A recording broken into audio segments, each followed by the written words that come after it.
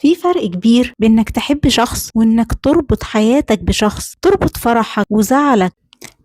بيحصل لما تفرح قوي بوجوده جنبك وتزعل وتقلق لو بعد عنك وتحس بحيرة جامدة. الحقيقة ان ده تعلق مرضي. التعلق ده بيجي لما يكون عندك فراغ جامد جواك، لما تكونش عارف قيمة نفسك او احتياجاتك، ولا عارف حتى انت بتحب ايه او بتحتاج لايه. والاصعب من كده لما يكون جواك احساس عميق ان انت ما تستحقش الحب.